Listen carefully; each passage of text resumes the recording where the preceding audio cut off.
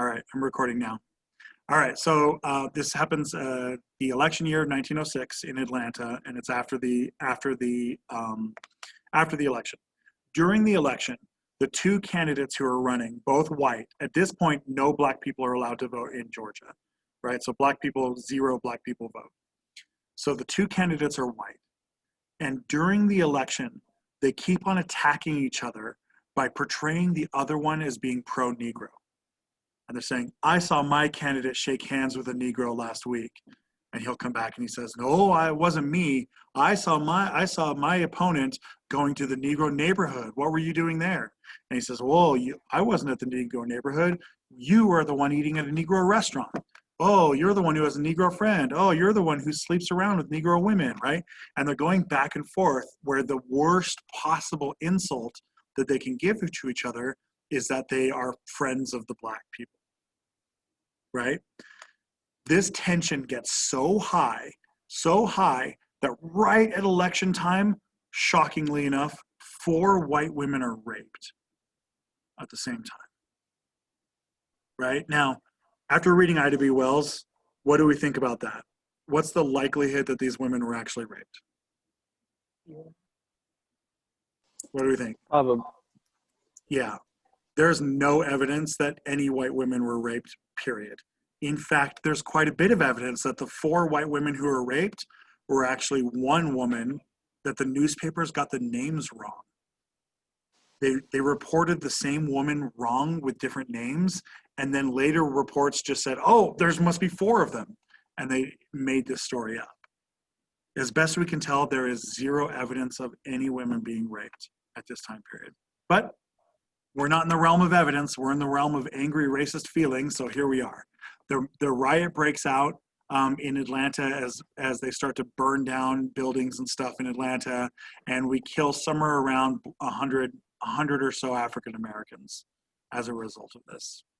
Okay, now I find this interesting. This picture here, obviously we don't have any pictures, we don't have any photographs, but this picture is a drawing, an artist's depiction of it.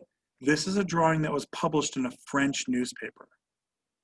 The French actually are one of our best sources for race information at this time period, because the French were just absolutely like enchanted with the race problem in the United States. The French reported on this all the time, and American white newspapers didn't. They just wouldn't even put this in the newspapers at all. They wouldn't even address it. The French people bought subscriptions to the black newspapers and reported it themselves. So the French actually report about this stuff a lot. And the French are like, you know, in a democracy where everyone's free, supposedly everyone's supposed to be free, what is America doing, right? Because France has always looked up to the United States as this, like, you know, ideal version of democracy and liberty and freedom. And the French just find this completely fascinating. They just don't understand why we're doing this, why we act like this. Okay? All right, so let's get, if you thought that one was bad, let's move to the next one. Oh. The Elaine Massacre, Arkansas, 1919. This is in, Elaine is the city. Elaine is the name of a town in Arkansas. All right, so Elaine Massacre, Arkansas, 1919. This is a 2-day riot. It's really terrible, a really bad riot. We have a group of sharecroppers, and the sharecroppers are trying to gain more rights. They're trying to gain more rights, and they're trying to like unionize, and they're talking about unionizing and forming like a collective group that they can argue for more rights and for better wages and stuff. The whites freak out about this. The whites start to freak out, and the whites start to attack. They start to attack the blacks. One of the blacks kills a white guy over the course of this battle. One of the whites kills, or one of the blacks kills the white guy, and the white guy is a World War I veteran. He gets killed. At which point, white community of Elaine, Arkansas, flips out, and they start to just fight their way through the black community, okay? Eventually, what ends up happening is somewhere almost 1,000 black people are killed. We don't know the actual number. I'm gonna caution you, whenever we're looking at numbers like this, the bigger number is probably the more accurate number. And there's a high likelihood that the number is as much as 25% higher. Okay, and that's just because of the way reporting was, or because they oftentimes can't find the bodies.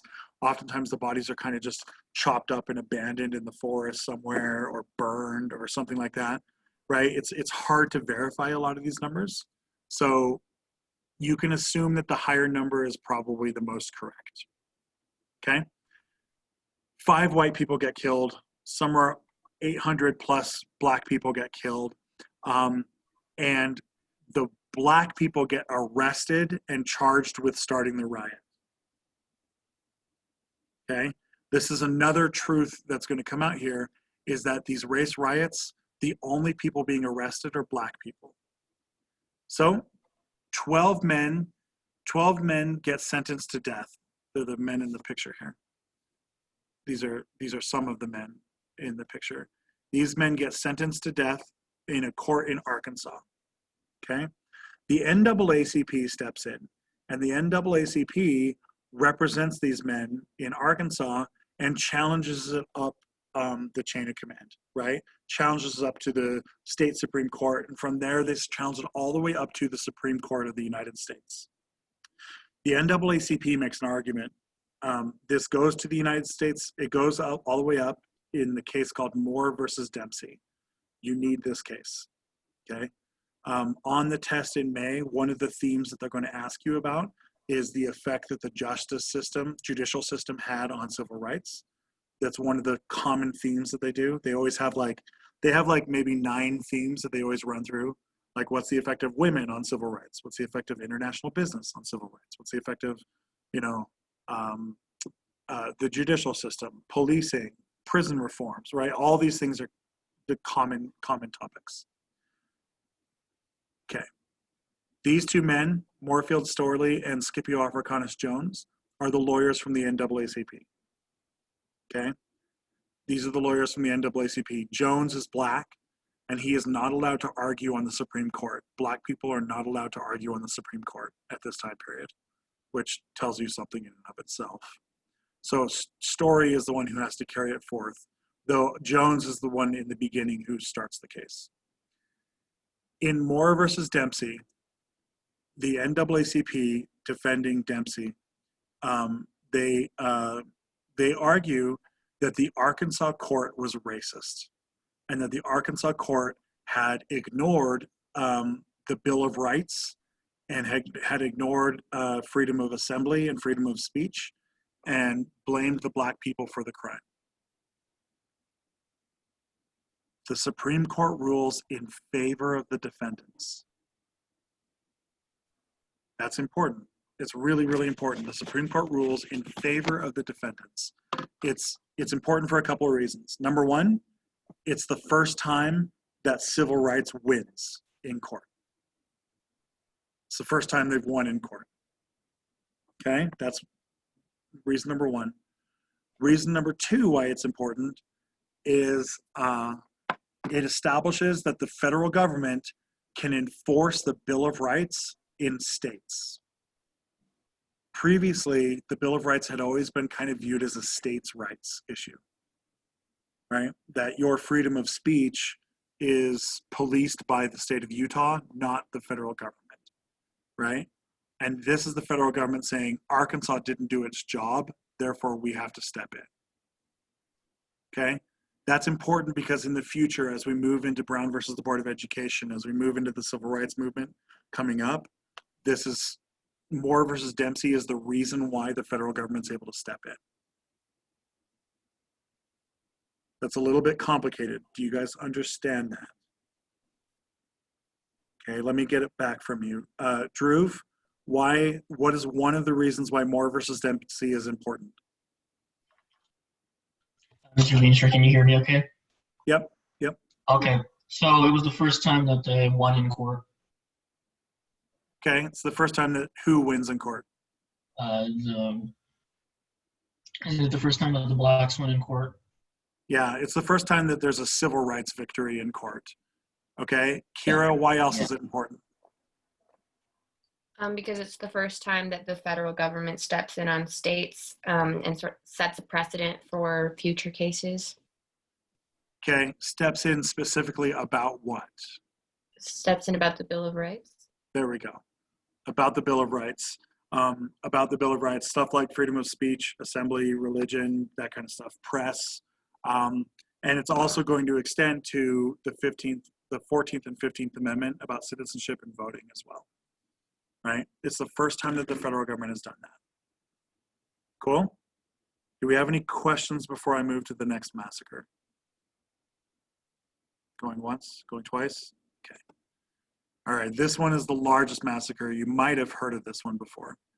This is called the Tulsa Race Massacre of 1921 in Tulsa, Oklahoma. Have any of you guys heard of this one yet? A couple of you have. Cooper, did you get this in my class last year? I think you did, yeah. If you guys have watched Watchmen, the series on HBO, no? Okay, you're a little bit young. It's filled with adult situations. The show is. So Michael's like, yes, adult situations, yes. Right? Adult situations like paying taxes and taking your heart medicine, that kind of stuff. That's what I mean. Okay. All right. So Tulsa, Oklahoma had a big oil boom. It had a big oil boom in the early 20th century, the early 1900s. Had a big oil boom. And with that oil boom came a lot of people moving in, including black people. Okay, so a huge population of black people moved into Oklahoma, and they all worked in the oil fields, and they earned quite a bit of money. They all lived in one part of Tulsa called Black Wall Street. Okay, it's called Black Wall Street. And that's because they were pretty wealthy. It was like one of the wealthiest populations of black people in the country, really. And probably the wealthiest population of black people outside of like New York City or, you know, the big cities back east. Okay? So, Dick Rowland. We don't have a picture of Dick Rowland.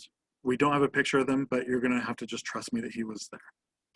Dick Rowland is a young boy. He's about 14 or 15 years old. I forget his actual age. I think we'll go with 14. He's a 14-year-old boy, and he is a delivery boy. And he is delivering to one of the government buildings in downtown Tulsa, Oklahoma. Okay, he's black. And he was carrying in some boxes to deliver them. And as he walked through one of the stairwells to go up, he bumps into Sarah Page, also a young girl. She's like 17 years old, white girl. Okay? She screams out and she claims that he had sexually assaulted her and tried to rape her in the hallways, in the stairway. Now, what do we think? What kind of evidence do we have of that? Pooja, you seem like you don't believe it. It seems very much fabricated. Yeah. She's probably trying to defend something that she did and doesn't want people to find out about. Yeah, I would suspect that too. We don't have evidence that she did anything. And when Dick Rowland is asked, he says that he had bumped into her and said, "Excuse me, ma'am." That's what he says he did. He bumped into her and said, "Excuse me, ma'am." Right? She says that it was a sexual assault and that she was feared for her life and that she feared that she was going to be raped. So immediately what happened was the police swarmed on Rowland and they arrested him and they bring him to jail. Now, following his arrest, a group of black men from the black side of town, from the Black Wall Street side of town, they all show up at the courthouse with guns. About 25 of them show up with guns. They want to make sure that Dick Rowland survives the weekend to stand trial on Monday. What do they fear is going to happen? If you read, say it again. They fear that he's going to be lynched. Yeah, he's going to be lynched. If you read your Ida Wells, then you know that it's a real problem. She has a whole section in there about blacks who break out of jail, right? How many blacks actually break out of jail, right? And yet there's this like rash where they suddenly break out of jail and then the white community has to lynch them and kill them in order to get justice, right? So they think that Dick Rowland is going to be taken out of the jail and lynched and murdered over the weekend. And so the black men show up to say, we want him to stand trial. We want him to survive the weekend to stand trial. Well, I think you know where this is going, right? The white community then sends a group of 30 of their own men with guns to the courthouse to make sure that the courthouse isn't being overrun by black people. And while those men are at the courthouse shouting at each other, another group of white men go to the Black Wall Street and start to burn the houses down. And they start to burn all the buildings down and start to attack all the people. This gets even worse because a bunch of the KKK guys, this is 1921, right? So it's after World War I. A bunch of the KKK guys go to the local army base, which is right near Tulsa, Oklahoma. They get into the base, supposedly break into the base, supposedly, right? But they get into the base and they get in some World War I bomber planes. They fly the planes over Tulsa and bomb Tulsa with actual army planes bombing Tulsa. It is the only time in American history that an American city was bombed. The only time in American history where, the contiguous United States is bombed. We've only been bombed twice in the history of our country, Pearl Harbor and this. It's telling that the only bombing we've ever had is KKK members bombing black people. The Tulsa Race Massacre ends up killing, this is a very unreliable number, There's quite a bit of evidence that it's more like 500 were killed. Okay? But we do know for a fact that they burned down almost a quarter of the city of Tulsa, Oklahoma. They burned down about 1,200 houses. And of all the 6,000 people who were arrested at the end, every single one of them was black. Not a single white person was arrested, not one.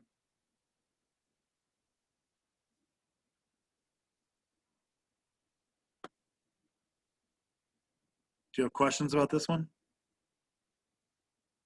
You should. You should have a question. There's something looming.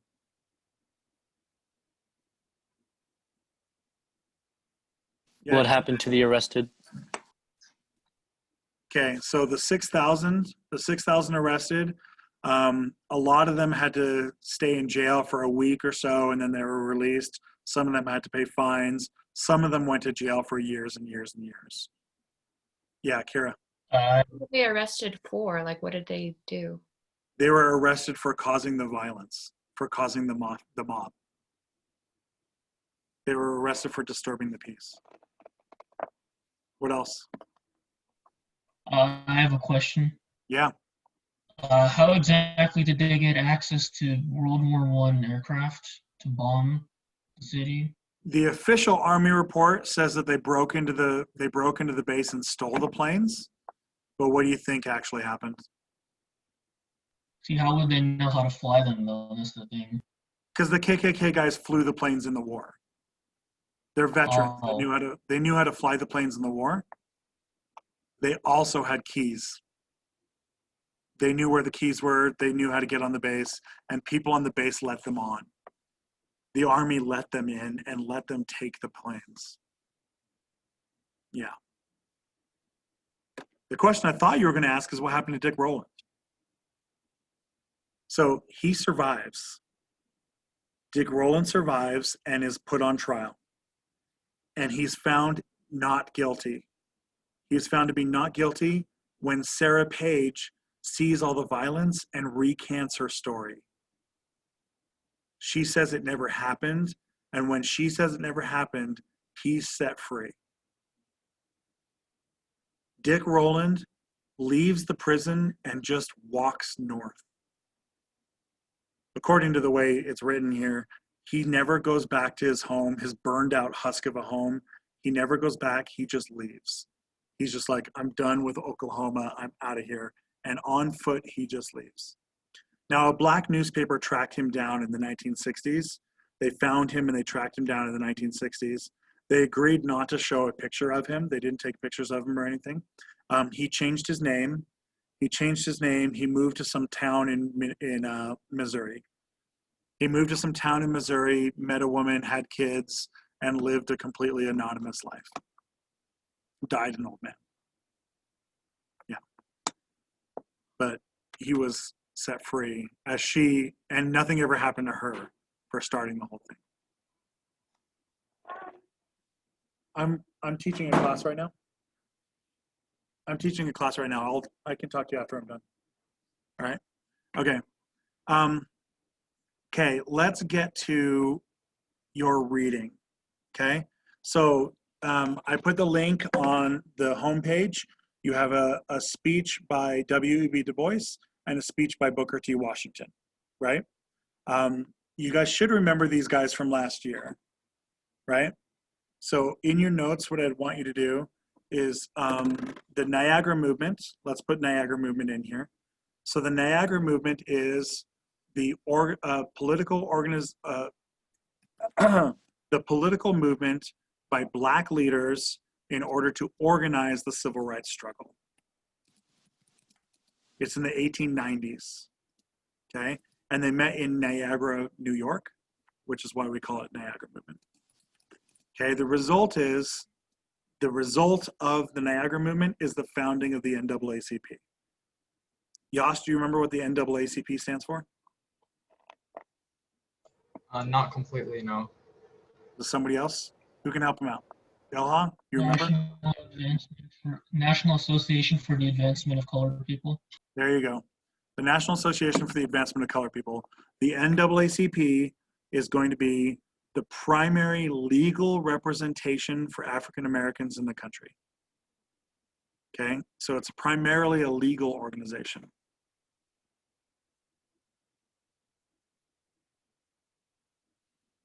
All right, it's founded, here's all the founders in the picture. Now this may stand out to you, there's a lot of women in that picture, isn't there? There's quite a few women. The NAACP was founded by a lot of women. It was almost 50-50, men and women, including Ida B. Wells, she's in here.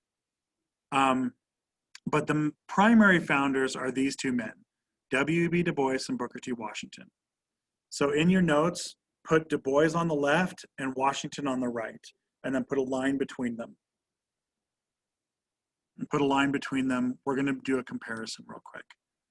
All right, what can you guys remember about Washington? Let's start with him. Do any of you guys remember anything about Washington from last year? He was very pro education and Good. like learning, just like learning anything in general. Good. So Booker T. Washington focuses on that Black people should get rights through education. That's absolutely correct, Raul. Okay. He founded the Tuskegee Institute.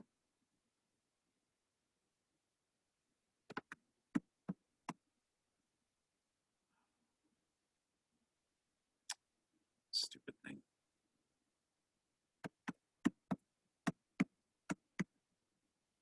Tuskegee Institute, that's how you spell it there. I put it in the chat.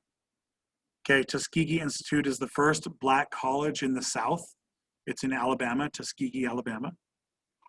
Okay.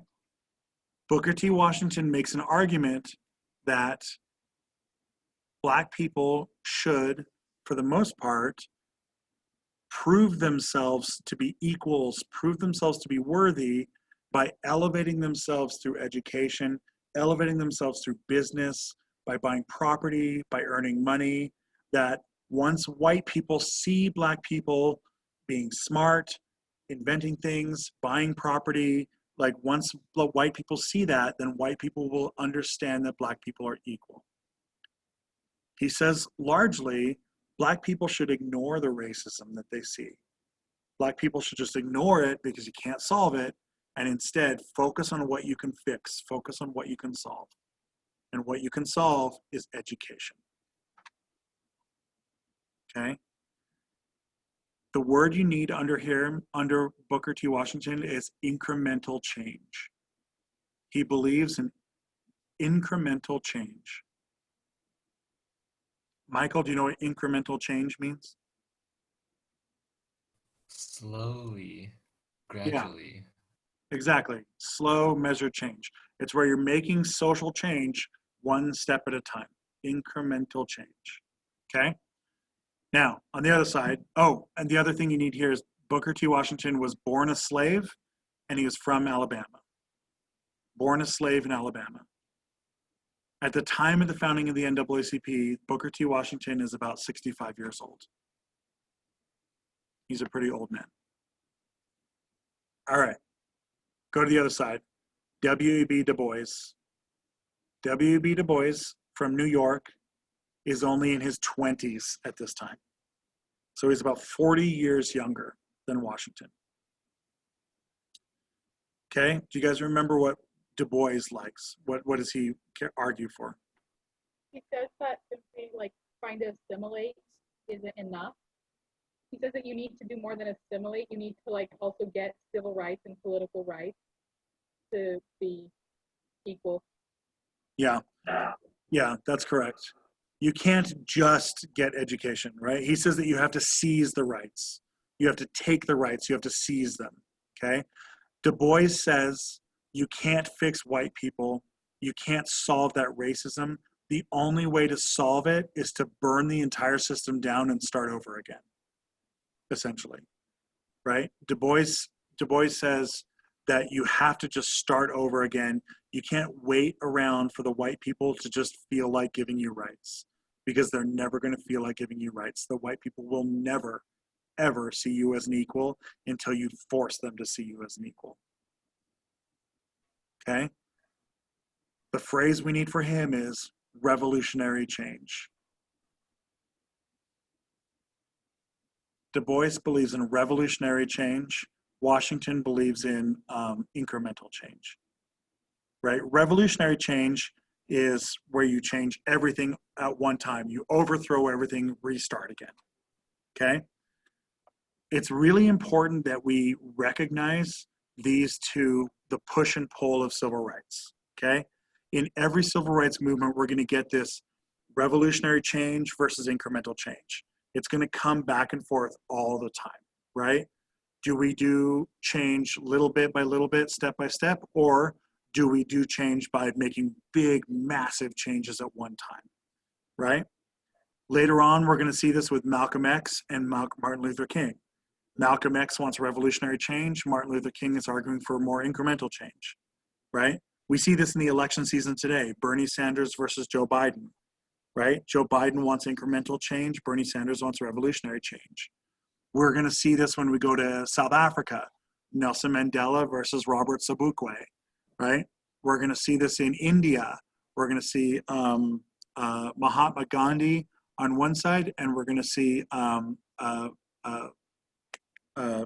Nehru on the other side, right? Gandhi and Nehru on the other side. We're going to see this push and pull over and over again. We're going to see it in India, in Ireland, in Pakistan, in South Africa, and we're going to see this again. This dynamic is never going to go away. All right? It's a dynamic that you need to be able to identify. At any given time, you need to ask yourself, who's my X and who's my King? Or who's my Du Bois and who's my Washington? Right? Because you're going to always have one group who is pushing for this radical change and one group who is pushing for incremental change. What do you think is more effective? Victoria, what do you think is more effective? What's your instinct here?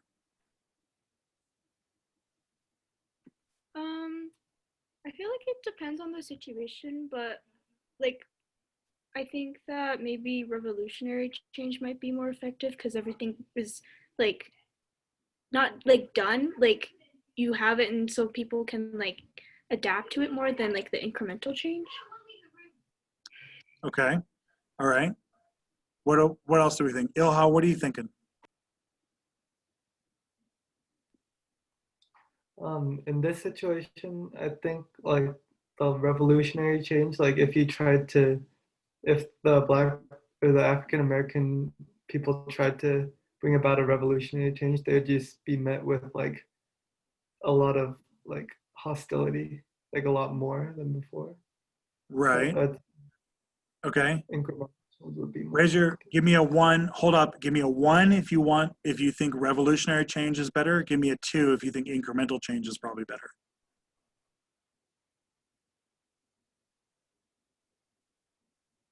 I appreciate that you chose to use that finger for 1 instead of the other finger. Kira, you're making an argument for incremental change. What's your argument? Well, just based on the examples you gave, like Martin Luther King, he's like remembered as a hero, while people remember Malcolm X as like, you know, like too radical. And then Bernie, obviously, he didn't like make it as far in the election as Biden. So like, while the radical leftist part of me wants to say revolutionary change, I think that just given like our historical figures and actually successful people, I would say incremental change, just because it's more agreeable to the other side, so it's more likely to Yeah. So in your underneath DuBois and Washington, where you have incremental and radical change, under radical change, I want you to put France and Russia. Right? France and Russia have a tendency to choose radical change. They have a tendency to overthrow radically. Right? Under incremental, put England, Germany, United States. England, Germany, and the United States.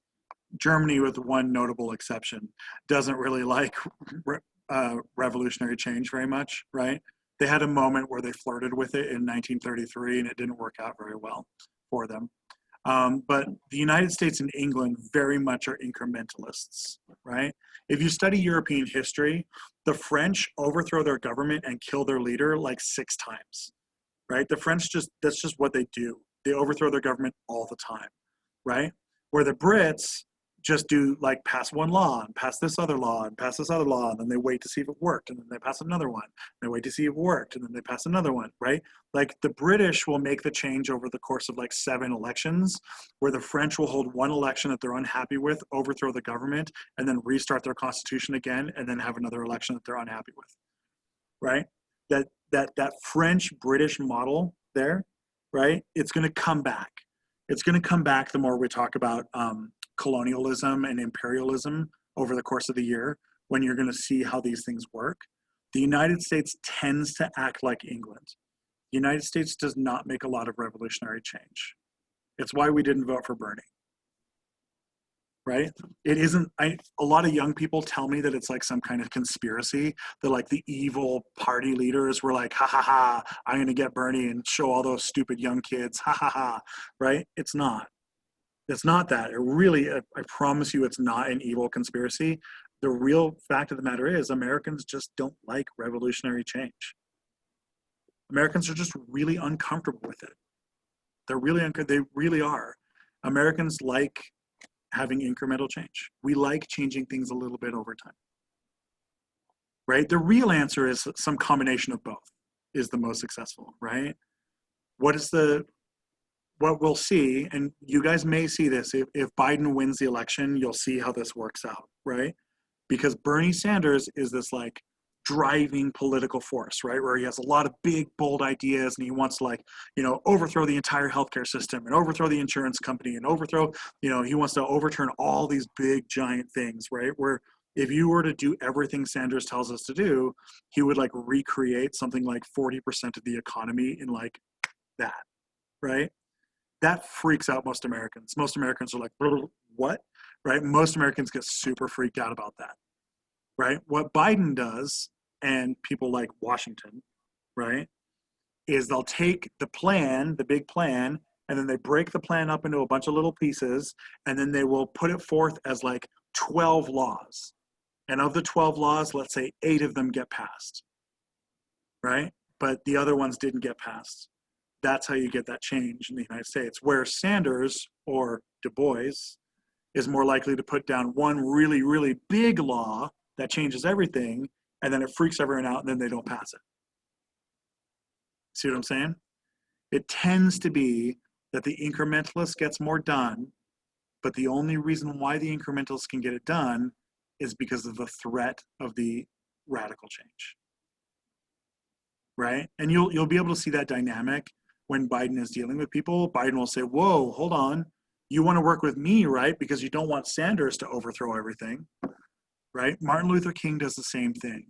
Martin Luther King says, whoa, white people, why don't you work with me? That way you don't have to work with crazy Malcolm X over here, right? Booker T. Washington says, whoa, why don't you guys work with me so you don't have to do the crazy thing that DuBois wants you to do?